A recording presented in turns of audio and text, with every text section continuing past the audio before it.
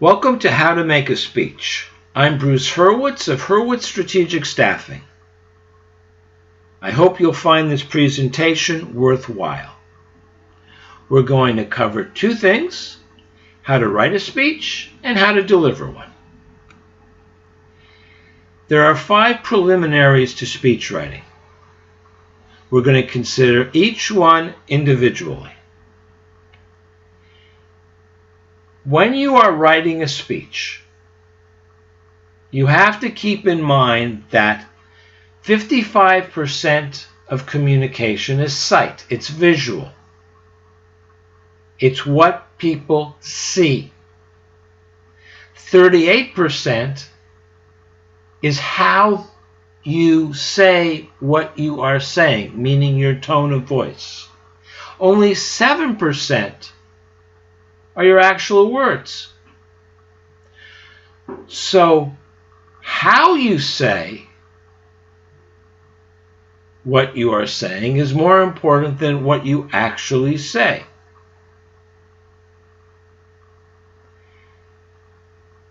That means that your body language and your tone of voice have to complement each other, and also your words. Otherwise, the only thing you're going to convince anyone of, and the entire purpose of a speech is to convince people of something, the only thing you're going to convince them of is that you're being disingenuous, dishonest, and maybe just outright lying. Of course, the occasion matters. The way you write a speech for a wedding is different than for a funeral or for a bar mitzvah or a sweet 16 party. And the way you write a speech for a small business presentation is totally different than you would for a large corporate event. What's appropriate for one may not be appropriate for the other. Now let's consider your audience. A small group is more intimate. You can get to know them. You can interact with them. You cannot do that with a large group. What this means is that if you've got a small group and you've got an hour presentation, you may only need a half hour or 40 minutes because you're going to be able to get your audience to provide the additional 20 minutes. But if you're supposed to speak for an hour to a group of 200 people, you have to speak to them for an hour. The gender of your audience is important. Even though today it's not politically correct to point it out, there are differences between men and women. And you have to be aware of the gender of your audience. Doesn't mean better or worse, it means different. The same for education. Speaking to a group of PhDs is different than speaking to a group of high school students. Different, not better, not worse. Their professional level. Speaking to a group of CEOs is different from speaking to a group of frontline workers. Different, not better, not worse. In any event, you never talk down to your audience. You also have to be aware of their level of interest in the topic. This is, of course, for business occasions. If they're forced to be there, you've got to find a way to get them interested in the subject and to keep them interested. If they're there of their own free will, then all you have to do is keep them interested. And finally, you need to know why they're there. What do they want out of it? If it's a small group, you can ask them. You can and should go around the table and ask everyone to introduce themselves and say why they're there. If it is a large group, you can't do that, but what I have found is very helpful is simply arriving early. Excuse me. Simply arriving early and asking the first people who arrive why they chose to attend.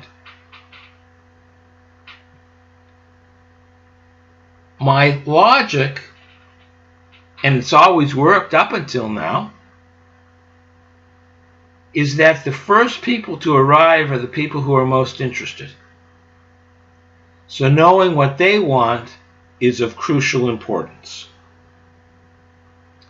Length of time? Don't think for a minute that writing a 5-minute speech is easier than writing a 55-minute speech. It's not necessarily the case. In a 5-minute speech, you've got to get to the point. And that can be difficult. You've got to get your message across quickly. You cannot build up to it. You've got to do it quickly.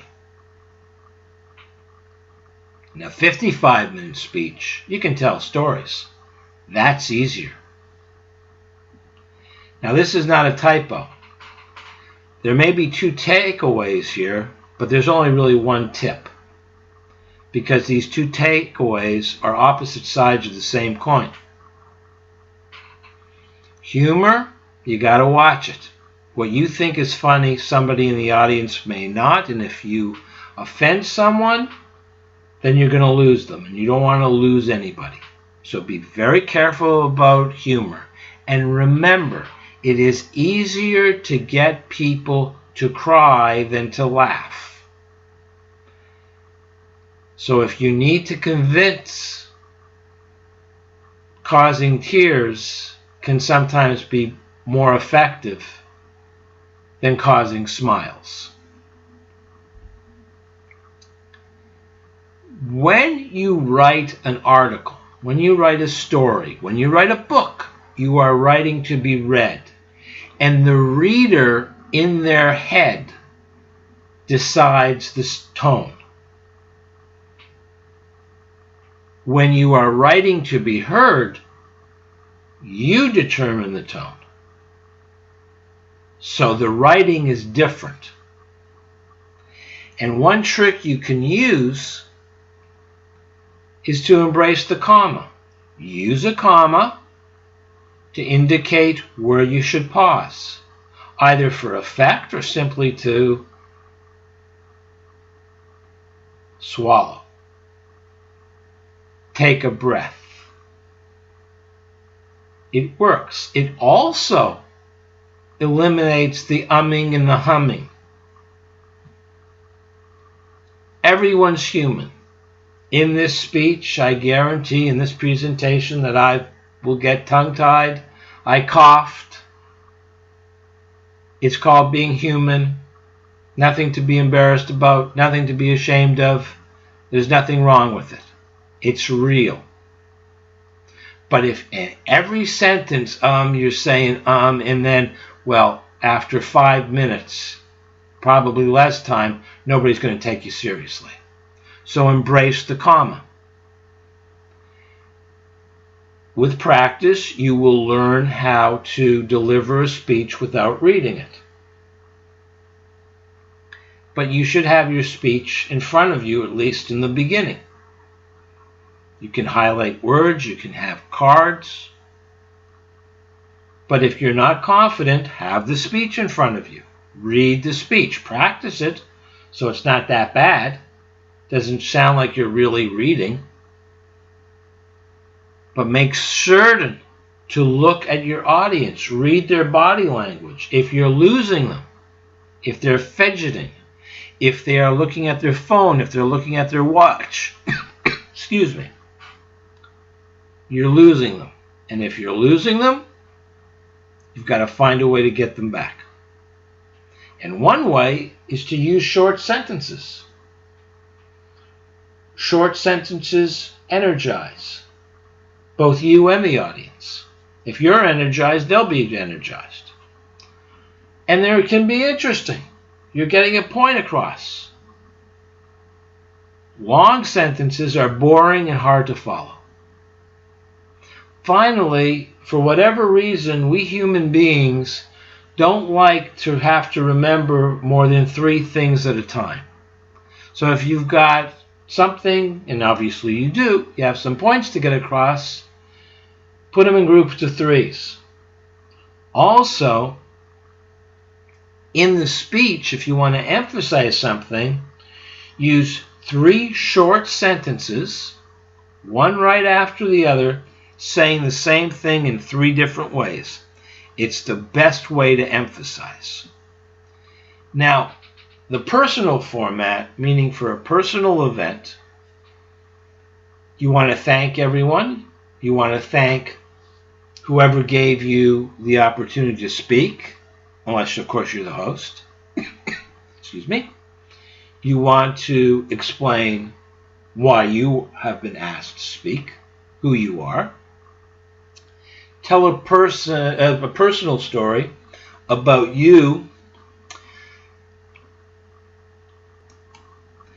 and, for lack of a better word, the guest of honor, which could be the bride, the groom,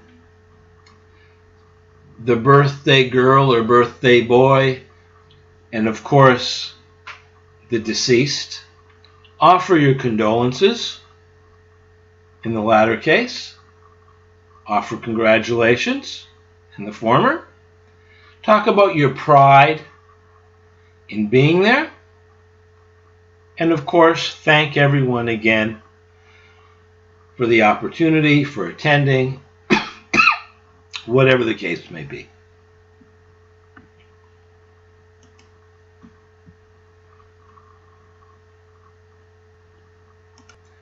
A business format is different, slightly. First, you thank the person that introduced you. If no one introduced you, introduce yourself.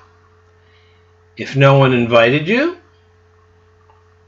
then you don't have anyone to thank for inviting you. But if someone did invite you, make sure to thank them. Thank and acknowledge the people who set up the event. And thank the attendees. Tell them in one sentence what you're going to cover. Then begin with a story or a great quote. And I'm going to get back to that in a moment. Next, you show the relevance of the story or the quote to the subject matter. You build on it, and that's how you introduce your talking points. Each talking point ends with a conclusion. So you summarize all of your conclusions. You thank the attendees for coming. And then, depending on the circumstances, you have a Q&A, or you give them instructions as to where they have to go next. Or, if someone else is coming on, you invite the master of ceremonies, if you will, the facilitator, to come back, or they'll come on and they'll take over. But just be sure to acknowledge the continuity. Now I'll go back to the storytelling. There are 2 stories I like. One is personal. It's about Big Bird. When I usually tell this story, I will have 3/4 of the women and half of the men in tears. It won't happen now because I'm not going to do it justice. I'm just going to give you the bottom line. For a community fair at work, I dressed up as Big Bird. There was a little girl who wouldn't leave me alone. She absolutely adored Big Bird. At the end of the day, she said, "Bye-bye, Big Bird," to me. A few minutes later, I met her mother, who was practically in tears, and told me that when her daughter said, "Bye-bye, Big Bird," to me, it was the first time she had ever spoken to anyone outside of the immediate family or her teacher. When I tell the story, I have people laughing up until the end. Then I have them in tears. It's a very effective story because it's true. Now, the gentleman on the right is Max Planck. There's an interesting story about him. He is generally recognized as the founder of quantum physics, quantum mechanics. And the story, which is probably not true, and I make that clear, but it doesn't matter because it's a great story, is that his chauffeur got fed up with hearing his speech because he would give the same speech every time. So the chauffeur proposed that he would give the speech at their next occasion. Planck agreed. The chauffeur gave the speech, did a great job, but when it came to the Q&A, he of course couldn't answer any of the questions, and when he got the first question, he realized their mistake, and he said, "That question is so simple, I'm going to let my chauffeur answer it," and Planck got up and gave the answer. Now, the reason that it's a great story is because it's a good way to introduce the issue of knowledge and education. Because you can know just because you know the words doesn't mean that you understand them. But that's an example, another example, of a great story on which you can build your speech. Now here are two excellent quotations. The first isn't really Don Rickles. He was quoting his father. But I like this speech when I'm talking about building a career. And the Will Rogers quote, that can be used for any number of occasions. It's cute, it's funny, and it's very insightful. So these are my two favorite quotes. Feel free to use them. Now, for delivering the speech,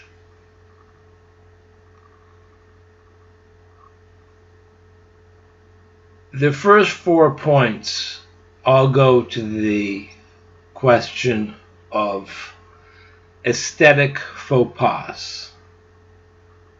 And I don't think I need to explain them.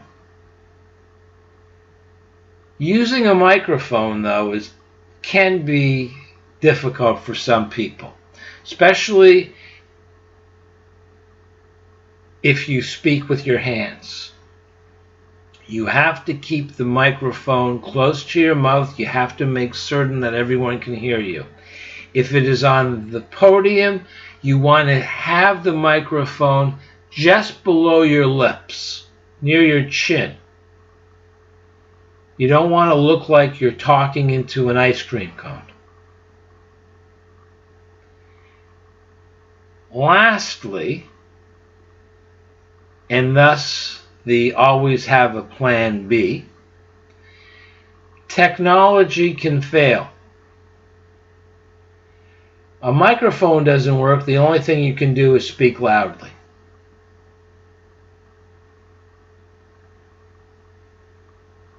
But let's just say you're doing a PowerPoint presentation, which is what you're looking at now. Let's just say it fails. Well, you can't stand off on the side while the tech guys and gals are doing whatever it is that they do. That's just wasting time. You have to be prepared to give your speech, even if it's a PowerPoint presentation, without the PowerPoint. That's why, and so many people rely on PowerPoints, you do what I did. You don't have a lot of words. You don't spend your time reading what is on the slides. You talk about what is on the slides. You always have to have a plan B, because if something can go wrong, it will. That's also why you arrive early, so that you can deal with any technical difficulties. And lastly is the delivery. How are you going to be delivering the speech? Are you going to be seated? Well, that's very relaxed. If you're on a panel, you can be seated. Will you be standing? Will you be standing in one spot? This happens all the time. You have lights shining on the stage, and you've got to find the one place where you're not blinded by the lights as the song goes. Or will you be standing behind a podium? A podium is great because you can, of course, have your speech on the podium. You can't very well hold your speech in your hands if you're standing out on the stage without a podium. A podium is also a barrier. Psychologically, it's a shield which can help people who are not used to speaking. But you should never touch the podium. First, you may start rocking back and forth on your heels. It's a nervous thing. Second, if you're touching the podium, it may cause a banging sound with the microphone. So you want to avoid touching the podium. Walking around, once you get used to making speeches, is the most fun, because then you can be most relaxed and you can actually hold in your hand 3x5 cards with your key points on them. The important point is to talk to the organizers of the event to make sure that however you're going to deliver the speech will be comfortable for you. And at the end, always say thank you. And I thank you for having taken the time to watch this presentation, which again, as I said at the beginning, I hope you found worthwhile. If you would be interested in my speech writing services, please visit my website.